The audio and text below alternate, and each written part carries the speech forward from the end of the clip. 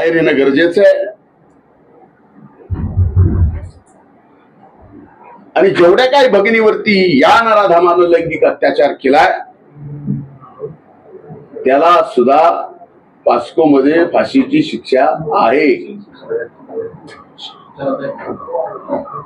ती देखील दिली गेली पाहिजे. म्हणजे या नराधामाचा असा काय प्रकार आहे की अनेक नेत्यांसोबतचे फोटो दाखवायचे आणि तो किती जवळचा आहे या पद्धतीने विषय करायचा आणि त्यातून आपली आर्थिक बाजू सबळ करून का हो, आपल्यापैकी अनेक जणांना कदाचित माहित असेल की या कोचिंग क्लास चालवणाऱ्या पवार प्लॉटिंगचा धंद्यात कसा आला. आता जे स्कूलचं बांधकाम त्याचं चालू आहे ते रेड झोन मध्ये कसं चालू आहे. रेड झोन मध्ये एखाद्या सामान्य कोचिंग क्लासेस घेणाऱ्या प्राध्यापकाला रेड झोन मध्ये बांधायची परवानगी मिळती कशी. याच्या मागे नक्कीच तुम्हाला राजकीय आश्रय वाटत नाही. आणि जर ते राजकीय आश्रय असेल तर तो नेमका काय आहे, तो आर्थिक आहे का आणखीन याच्यातून काही वेगळं आहे. जसं जसं पुढे होईल प्रकरण जाईल तसं तसं या कोचिंग क्लासवर काय काय धंदे होतात हे सुद्धा पुढे येईल. कदाचित हे आपल्यापैकी अनेक जणांना माहिती असतील, पण जाऊ द्या, आपल्याला काय करायचंय हे थोडंच आपल्यासाठी महत्वाचं आहे म्हणून आपल्याकडून विषय तो गळाला जाऊ शकतो. पण माझी हात जोडून विनंती आहे, असेच काही नराधाम आहेत की ज्यांच्या अशा प्रकारामुळं आज भगिनी सुरक्षित नाहीत. मी आदरणीय माननीय मुख्यमंत्र्यांना विचारणार आहे की नवीन एसपी आल्यानंतर या बीड जिल्ह्यामध्ये सर्व काही अलबेल होणार असा आपल्या सगळ्यांचा समज होता. मी आदरणीय देवेंद्र भाऊला विचारणार आहे आणि त्यांच्याकडून कसल्याही परिस्थितीत या प्रकरणात SIT नेमून घेणार आहे तरच या आमच्या भगिनीला न्याय मिळेल. नाही तर रोज अशा आपल्या भगिनी अमला या नराधामांच्या हाती पडतील आणि त्यांचं सबंध आयुष्य बर्बाद करतील. आज त्या भगिनीच्या वडिलांनी डोळ्यात अश्रू आणून काय सांगितलं म्हणजे आमची अवस्था माझ्या मुलीने पाहिल्यानंतर तिला असं वाटलं की आता आम्ही आमच्या जीवाचं काहीतरी बरा वाईट करतोय इज्जतीसाठी, म्हणून मी हिंमत करून पोलीस स्टेशनला या ठिकाणी जाऊन खरं आहे ते सगळं काही सांगितलं. कुणाच्या घरात आपल्याला ह्या सर्व गोष्टी व्हाव्यात असं वाटतं. एक महत्वाचं आहे, ज्या दिवशी ही घटना घडली त्या दिवशीच्या 3 लोकांचे CDR काढणं फार आवश्यक आहे.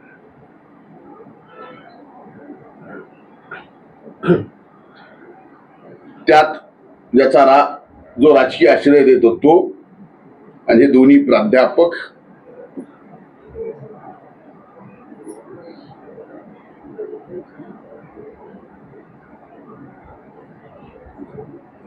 आणि आता सुद्धा ज्या पद्धतीने तपास चाललाय, मी जी काय माहिती घेतली SP कडनं, तो तपास या नराधामांना कन्व्हिक्शनला नेईल असं मला प्रथम दर्शनी तर वाटत नाही. दुर्दैव आहे बघा, या प्रकरणात अनेक आपल्या भगिनी या अत्याचाराला बळी पडल्या, पण आपल्या आई वडिलांचं नाव, आपल्या खानदानाचं नाव पूर्णपणानं बदनाम होऊ नये म्हणून तर पुढे सुद्धा येऊ शकत नाही. म्हणून माझी विनंती आहे की अशा नराधमांना शासन तर शासन करेलच, पण याच्यामध्ये जेवढे प्राध्यापक जिम्मेदार आहेत तेवढंच त्या प्राध्यापकाला राजाश्रय देणारा सुद्धा व्यक्ती जिम्मेदार आहे. त्यांचे सीडीआर काढणं सुद्धा या ठिकाणी आवश्यक आहे. उद्या आईचे वडील एसपी ऑफिसला जाऊन वेगळ्या तपासाच्या बाबतीमध्ये ते स्वतः खुद त्यांच्या अधिकारात ते निवेदन करतील.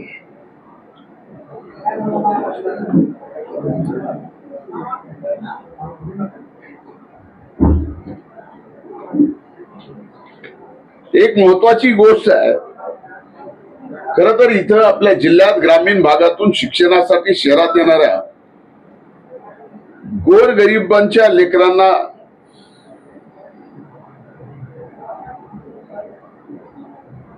फीस कमी करण्याच्या आमिष दाखवून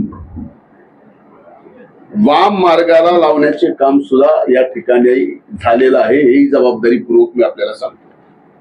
तुम्ही जेव्हा बोलतो जबाबदारीपूर्वक, मी कधी आयुष्यात युटर्न घेतलेला नाही. जे बोललोय ते बोललोय, ते पुरावा सहित येणाऱ्या काळात आपल्याला दिसेल. पवार सारख्या एजंट मार्फत केलेल्या तक्रारीचे 10-15 फोन, पवारच्या एजंट मार्फत 10-15 फोन तिच्या आईवडिलाला गेले. पालक इज्जतीसाठी मीडिया समोर यायला तयार नाही. ते आमचे नाव ओपन करू नका या अटीवर आम्हाला माहिती सांगतात. म्हणजे किती जण असतील बघा. 3 दिवसामध्ये जर 20 फोन, एक भगिनी आपल्यावर अत्याचार होतो म्हणून पुढे येते, पोलिसांकडे जाते, तक्रार देते, त्याच्यानंतर आई वडिलांना 20 फोन येतात की फक्त आमचं नाव ओपन करू नका, आम्ही आपल्याला माहिती देतो. हा किती भयंकर प्रकार आहे. कुणी करावा? आपल्या आमदाराला, त्याच्या फायनान्शियल पार्टनरला शोभत.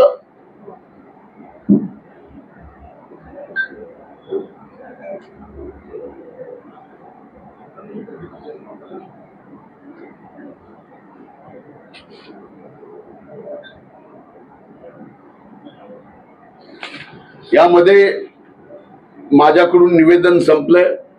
मी उद्याच माननीय मुख्यमंत्री महोदयांना SIT ची मागणी यात करणार आहे. आणि एक महिला IPS अधिकारी यांच्या माध्यमातूनच या किरण पवारांच्या, विजय पवाराच्या त्यांच्यावर राजकीय आश्रय असणाऱ्या स्थानिक आमदाराचा आणि एकूणच कोचिंग क्लासेसच्या बाबतीमध्ये चौकशी होणं गरजेचं आहे. त्या कोचिंग क्लासच्या मालकाच्या मुलीला 2 टर्म मध्ये MITला नीटला 300 मार्क पडतात आणि फायनलला दोन्हीचे टोटल मिळून 700 मार्क पडतात. म्हणजे मध्ये जे नीटचा घोटाळा ज्या ठिकाणी संबंध देशभर आपल्याला पाडून आला, याच्यात सुद्धा हे सामील आहे. आणि हे सुद्धा मी अतिशय जबाबदारीपूर्वक बोलतोय. माझं निवेदन इथं संपलंय आणि माझी एवढीच हात जोडून कळकळीची विनंती आहे आपल्या सर्वांना. आपलं माध्यम लोकशाहीमध्ये 4था स्तंभ आहे. मी 150 दिवस अनुभवले आणि 150 दिवसानंतर मी बोललोय. हात जोडून आजही बोलायची अशी घटना झाली नसती तर कदाचित मी आजही बोललो नसतो. पण आपल्या घरातली ही आपला मुलगी, आपल्या घरातली आपली बहीण आहे, आपली लेक आहे, समजून तिला न्याय देण्यासाठी आपण सर्वांनी प्रयत्न करावा, एवढीच हात जोडून माझी आपल्या सर्वांना विनंती आहे. धन्यवाद. राईट हँड असल्याचा देखील आरोप जो आहे तो करण्यात आलेला होता. जे प्राध्यापक आहेत त्यांना अटक करण्यात आली, ते राईट हँड आहेत आमदार संदीप क्षीरसागर. ते आपल्याला तेच सांगितलं ना की संदीप क्षीरसागर आणि या दोन्ही आरोपीचे CDR काढा ज्या दिवशी ही घटना FIR घडली त्यावेळेस 11 वाजता हे संदीप क्षीरसागर त्या कोचिंग क्लासेसच्या तिथं होते. ते स्पॉट आयडेंटिफिकेशन सुद्धा काढता येतं पोलिसांनी ठरवल्यावर ते सुद्धा निघेल.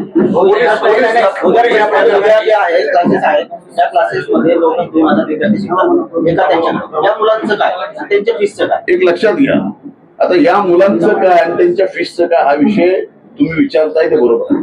हे प्रायव्हेट कोचिंग आहे, यांना काय नियम आहेत? रेग्युलेशन, यांना काही नियम नाही. बेभानपणे कुठं काही चालू आहे.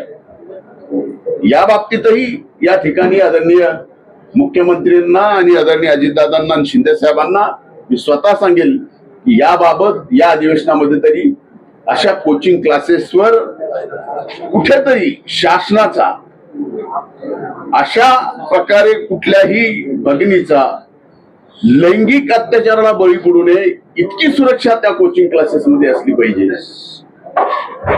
फीसच्या बाबतीत एक फॉर्मेट असला पाहिजे. या बाबतीत बीडच्या पोलीस दलावर काही प्रश्न उपस्थित करत आहे, कारण बीडमधील कायदा व सुव्यवस्था सुधारण्यासाठी पोलीस अधीक्षकांची नियुक्ती या ठिकाणी करण्यात आली, परंतु तरी देखील या प्रकरणाचा तपास व्यवस्थित झाला नसल्याचं तुमचं नाही झाला. बघा, जे गोष्ट प्रथमदर्शनी मला दिसते त्या प्रथमदर्शनी तपासामध्ये दिसते आरोपी 2 पकडून विषय होत नसतो. 1 वर्षापासून तिचा लैंगिक अत्याचार चालू आहे याचा अर्थ हा या 2 व्यक्तीला आणि त्या मुलीलाच तो माहिती असा होत नसतो. 1 वर्ष, मग ते 1 वर्ष कुणाकुणाला माहित होतं? त्या 1 वर्षात आणखी कुणाकुणावर लैंगिक अत्याचार झाले? या मुलीला कुणी यात ढकललं? ह्या सगळ्या गोष्टी यायला नको. त्याच्याकडे पोलीस प्रशासन कुठं पाहत आहे? ज्या पद्धतीनं ही अटक झाली आहे किंवा स्टेज केली गेली आहे, सीट मधले असणारे लोक पत्रकार जातात, अटक करतात, त्या सगळ्या ही अटक झालेली नाहीच आहे. ही अटक झालेली नाही, हे सरेंडर झाले. सेंट्रल गव्हर्नमेंटने ना कोचिंग क्लासेस रेग्युलेशन बिल 2024 आणलं. त्याच धर्तीवर महाराष्ट्राचं 2018चं बिल होतं, पण या क्लासेस वाल्यांनी त्याला विरोध केला. त्या बिलचा जर अभ्यास केला तर ज्या विद्यार्थ्यांना ते कोचिंग क्लास मध्ये सोडायचे त्यांची फीस पूर्ण द्यावी लागते त्या क्लासवाल्याला, हा नियम आहे. याच्यासाठी पण आपण आवाज उठवतो. नक्की साहेब, ज्या दिवसापासून तुम्ही पाहत असाल की ज्या घटना समोर येत आहेत अशामध्ये अनेक नेते जे आहेत ते बीडमध्ये आले, जे बेंबीच्या डेटापासून ओढत होते, ते मात्र या प्रकरणामध्ये तिथे पुढे येतात. हे लक्षात घ्या, त्या प्रकरणामध्ये नेमका त्यांना न्याय कुणाला द्यायचा होता का कुणाचं फक्त मंत्रीपद काढायचं होतं, हा प्रश्न तुम्ही त्यांना विचारा. आज त्यापैकी एकही माणूस, एकही नेता एवढी मोठी घटना बीड जिल्ह्यामध्ये झालेली असताना ब्रश शब्दानं बोलत नाही, लाज नाही वाटत? अरे आमचं तर तुम्ही सगळं काय काढायचं ते सगळं काढलं ना, आम्ही गप्प राहिलो. पण एखादी बीड जिल्ह्यामध्ये आपला तिच्यावर अत्याचार होतो, ते बाहेर येतं. बाहेर आलेल्या प्रकरण नंतर पैशावाले कोचिंग क्लासेस आहेत, मग बरंच काय कोण कसं आहे, कुणावर आहे, कुणाच्या जवळचे आहेत, बोलायचं का नको, मग सगळे का सोयरे, ह्या सगळ्या गोष्टी येतात ना.